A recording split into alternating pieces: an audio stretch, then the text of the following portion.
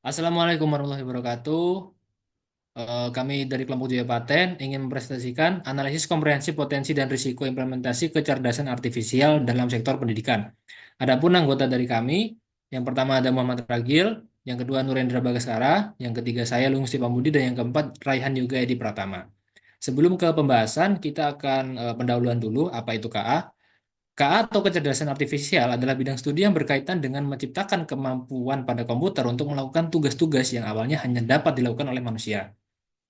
Dalam pemanfaatannya, KA di bidang pendidikan berdasarkan pengalaman kami, yang pertama ada chatbot.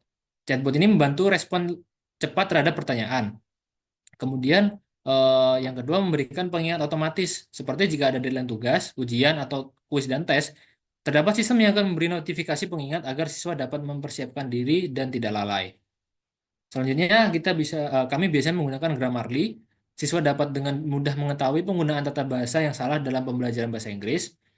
Dan kemudian untuk pengajar sendiri biasanya memakai auto grading agar nilai siswa dapat dengan mudah ditentukan berdasarkan parameter yang sudah diatur oleh pengajar. Nah, kemudian ini AI yang sering kita gunakan. Yang pertama ya generatif AI. Yang pertama adalah teks generatif AI. Biasanya digunakan untuk membantu membuat rangkuman dari PPT maupun artikel atau membuat soal. Biasanya digunakan oleh pengajar dan menyusun materi ajar. Yang kedua, image generatif bisa digunakan untuk membuat infografis pembelajaran dan PowerPoint. Dan yang ketiga, code generatif AI. Biasanya digunakan oleh mahasiswa yang berhubungan dengan coding untuk mempermudah pemahaman dan juga mempercepat pengerjaan coding. Next. Baik, selanjutnya ada potensi KA di sektor pendidikan. Yang pertama ada pembelajaran adaptif. Sistem pembelajaran adaptif menyesuaikan materi dan tingkat kesulitan dengan kebutuhan dan pemahaman siswa itu sendiri. Contohnya Duolingo menggunakan AI untuk menyesuaikan konten pembelajaran bahasa berdasarkan kemampuan pengguna. Lalu yang kedua ada pembelajaran berbasis permainan. AI dapat menciptakan pengalaman pembelajaran berbasis permainan yang interaktif menyesuaikan tingkat kesulitan dengan kemampuan mahasiswa atau siswa. Contohnya Kahoot menyajikan pertanyaan yang disesuaikan dengan kemampuan pengguna. Yang ketiga ada evaluasi. AI menggunakan algoritma machine learning untuk mengevaluasi dan memberikan umpan balik otomatis, menghemat waktu pendidik. Contohnya Coursera menggunakan AI untuk menilai pekerjaan siswa dalam kursus pemrograman. Baik, selanjutnya yang keempat ada Smart Course Content with AR atau VR. Jadi VR dapat digunakan untuk membuat sesi pelatihan yang melibatkan aktivitas dan pembelajaran langsung. Lalu yang kelima ada Virtual Laboratory.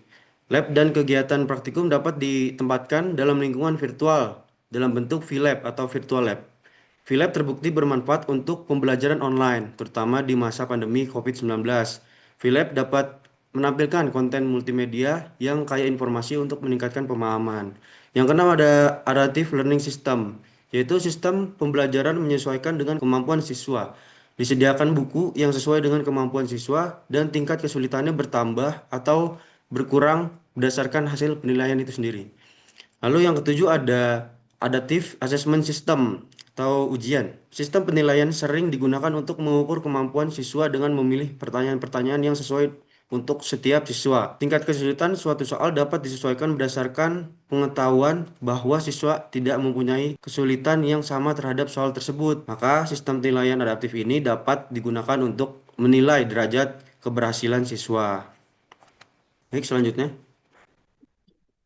Baik, untuk selanjutnya di sini ada resiko AI dalam pendidikan. Di sini ada tiga resiko. Yang pertama ada resiko kesalahan AI dalam pembelajaran. Penggunaan AI oleh peserta didik dapat menghasilkan informasi yang tidak akurat. Akibatnya data yang tidak lengkap, bias atau algoritmanya yang keliru. Nah, contohnya adalah siswa yang menerjemahkan tugas lewat AI, tapi hasilnya tidak sesuai dengan konteks. Nah, dari hal itu, peran guru sangat penting untuk melakukan evaluasi dari hasil generate AI tersebut. Nah, selain itu, di sisi lain, siswa juga perlu kritis dalam memverifikasi hasil dari generate AI tersebut. Nah, yang kedua di sini ada resiko moral peserta didik. Penggunaan chatbot AI mempermudah siswa dalam belajar, tetapi beresiko mendorong plagiarisasi karena jawabannya itu instan tanpa ada parafrase. Nah, beberapa penyebab dari plagiasi itu disebabkan seperti kemalasan membaca, tenggat waktu yang singkat, sehingga timbul keinginan untuk mendapatkan hasil yang instan.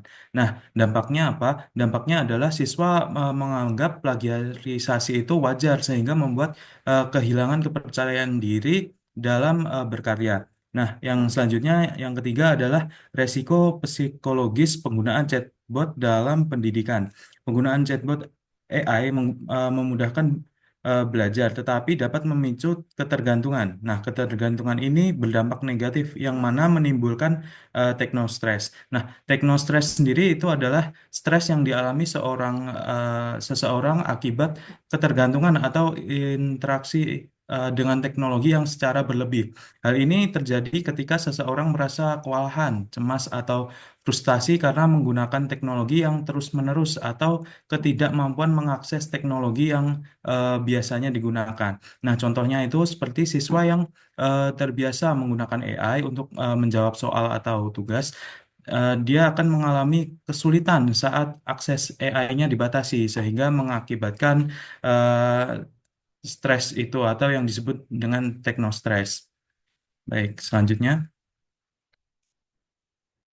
Baik, kita lanjut ke tantangan bagaimana sih mengatasi ketergantungan pada KA atau kecerdasan artifisial.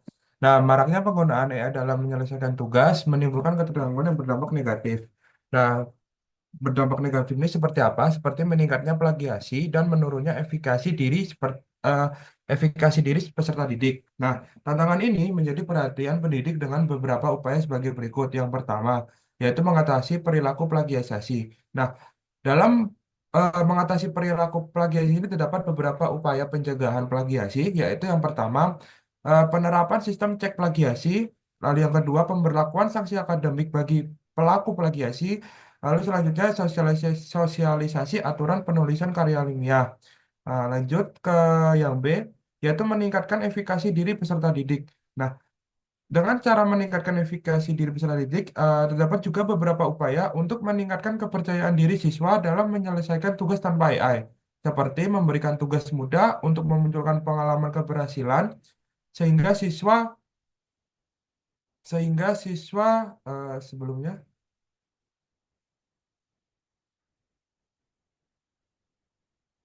Nah, sehingga siswa dapat mendapatkan pengalaman tentang keberhasilan itu tanpa ketergantungan kepada AI.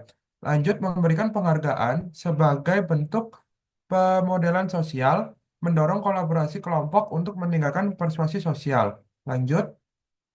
Nah, untuk studi kasusnya, ini tuh terdapat penelitian ini menyoroti ketergantungan peserta didik pada kecerdasan buatan AI yang awalnya membantu belajar namun kini menjadi ancaman akibat penggunaan berlebihan tanpa pemahaman materi. Nah, kondisi ini menuntut pendidik untuk merancang strategi agar AI itu digunakan secara bijak dan mendukung proses pembelajaran. Nah, ketergantungan pada AI ini menyebabkan plagiasi, rendahnya kepercayaan diri, dan stres saat tidak dapat mengakses AI tersebut gitu. Sehingga pendidik perlu memperkuat aturan akademik dan memberikan tugas yang meningkatkan efikasi efikasi diri ini. Nah, dengan cara meningkatkan efikasi diri ini, eh, pendidik itu juga harus memperhatikan AI tersebut karena AI itu bisa saja eh, menjadi tantangan sendiri sebagai pendidik itu sehingga pendidik ini harus mengedukasi para para mahasiswa para siswa atau mahasiswa untuk mengedukasi penggunaan AI sebagai alat bantu belajar, bukan pengganti proses belajar. Nah, penggunaan AI yang bijak akan mendorong pembelajaran kritis dan mandiri. Peran mendidik sangat penting untuk memastikan AI digunakan sebagai alat bantu yang memperkuat kemampuan siswa. Lanjut.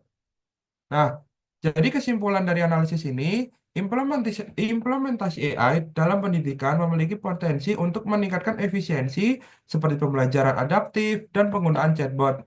Nah, namun penggunaan AI yang berlebihan dapat menyebabkan risiko seperti plagiasi, ketergantungan, dan stres. Oleh karena itu, pendidik perlu merancang strategi bijak seperti memperkuat aturan akademik dan mengedukasi siswa tentang penggunaan AI yang tepat untuk mendukung pembelajaran. Berikut adalah referensi yang kami gunakan untuk menuliskan materi presentasi kali ini. Baik, sekian presentasi dari kelompok kami. Kurang lebih mohon maaf. Assalamualaikum warahmatullahi wabarakatuh. Waalaikumsalam warahmatullahi wabarakatuh.